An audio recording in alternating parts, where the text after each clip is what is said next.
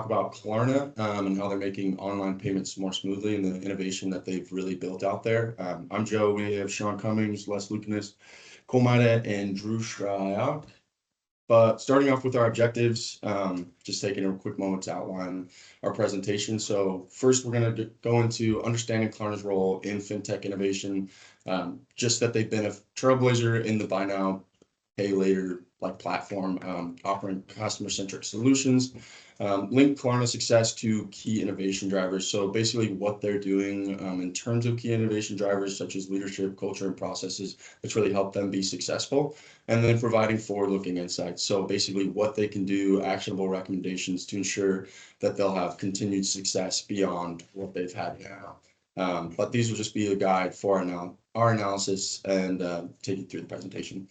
And then offering just a quick agenda for today. We'll start with the introduction, a quick overview of Klarna, talk about their leadership and culture, just their strategic positioning, areas for improvement, and then we'll close out with some recommendations and then a future outlook and conclusion for the company as well, like I mentioned. But I'll pass it over to Andrew to talk about just some background information.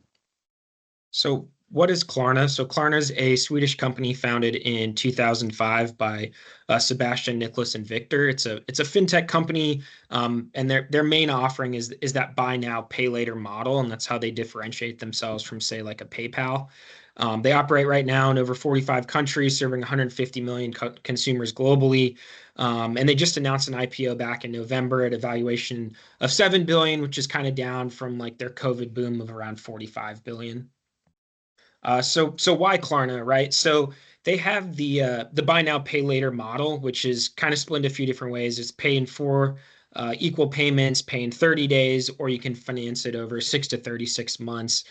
They facilitate direct payments between consumers and vendors. It also operates as a shopping app, and they even offer the Klarna card now.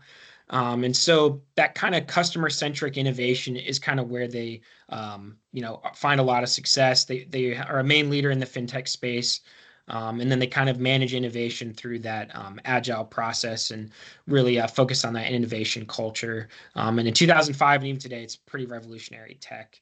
I'll turn it over to Sean. So Klarna's leadership and culture.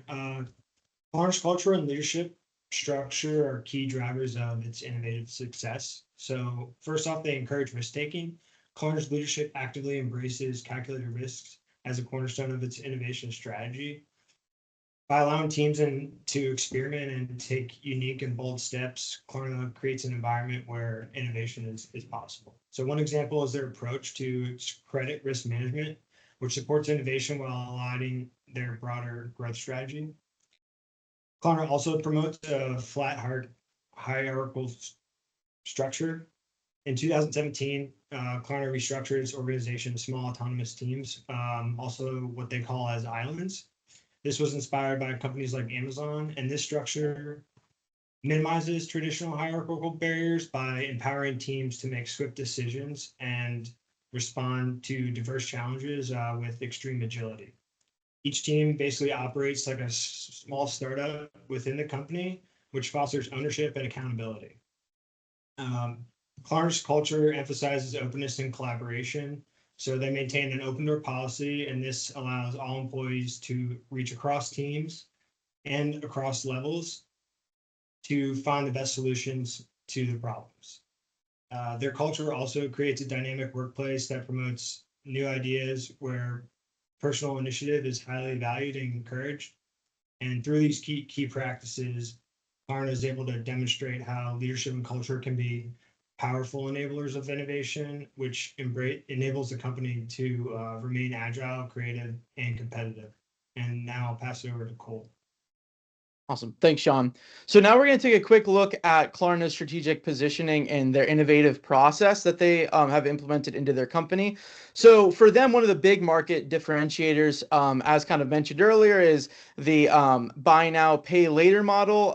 Again, thinking about this and how they really got their start about breaking up payments into 4 separate payments, and kind of expanding from there. This is where they gained a lot of traction early on in making these payment options more accessible through their digital platform, but also really gaining traction through global expansion and their retail partnerships. So from a geography standpoint, really gaining traction on that standpoint. But one of their big key differentiators is where they've been able to partner on the retail side.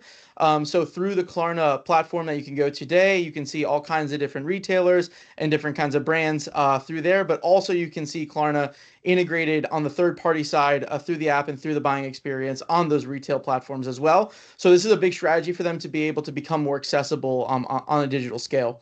Also, they really take pride in the seamless customer experience. So they really take a play out of the Amazon playbook of surprising and delighting their customers and making a really seamless experience. They're really focused in this way of making sure they get those repeat customers and great word of mouth marketing by making sure that the customer is always satisfied and happy with the product. And that's how they've been able to gain so much traction so far. From an innovation process standpoint, they're really focused on agile methods for iteration. So thinking about this potentially in like A/B testing and things like that, but really at the end of the day, kind of like what Sean mentioned and everyone before me as well, as like they really focus on this idea of autonomous teams through islands. These are kind of these ideas of startups that kind of work in these smaller iterative groups that really focus on key innovation and key tasks within the organization. But all driving this at the end of the day, being a digital company, is really data. They really want to incorporate and implement data into each one of their decisions and make sure that they're implemented properly into these islands so that they're working on current problems. Going on to the next slide. We really just want to take you quickly through one of their key iterative AI innovations within this past year. So one of the key things that Klarna did was they were one of the early adopters and partners with OpenAI and their new models. So they worked exclusively with them to build a AI agent through their app. They think that at this point, this app has allowed for better curation and better experience for payments. They estimate that this year did the work of about 700 agents for the company, and being actually the equivalent around $40 million in profit for the company in 2024. So just giving you an example of some of the profitability that they're seeing through their innovation and where they're looking to go in the future. Now I'm going to pass it on over to Les. Great, thanks, Cole.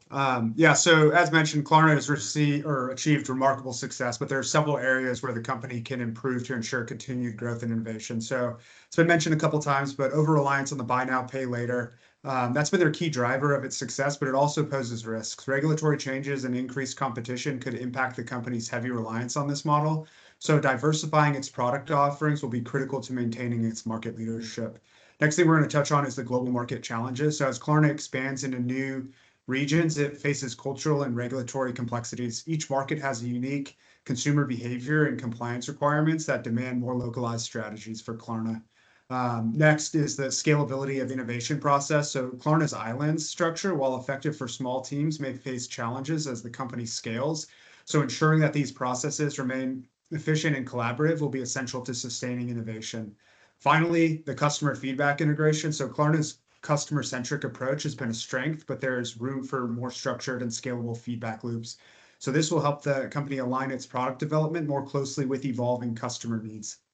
So addressing these areas will not only mitigate risks, but also position Klarna for sustained innovation in the future.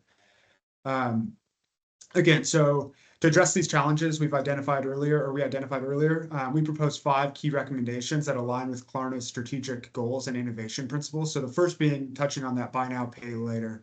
So they should reduce their reliance on buy now, pay later model by introducing new products and services. So for example, expanding into financial planning tools or integrating with digital wallets could open up new revenue streams and reduce regulatory risk. The localized strategies. So as Klarna continues to expand globally, it should tailor its strategies to address cultural and regulatory nuances in each market. So this includes forming local partnerships and customizing its product offerings to fit regional preferences. Again, they need to optimize the island structure. So Klarna's small autonomous team structure has been effective, but as the company grows, it should implement scalable frameworks to maintain efficiency and collaboration. So for instance, introducing standardized communication tools and shared performance metrics could help balance autonomy with coordination. Enhancing the feedback mechanism. So Klarna values customer centricity, But there's room for more structured feedback loops. So implementing advanced analytics to process customer feedback at scale could provide actionable insights and align product development with user needs.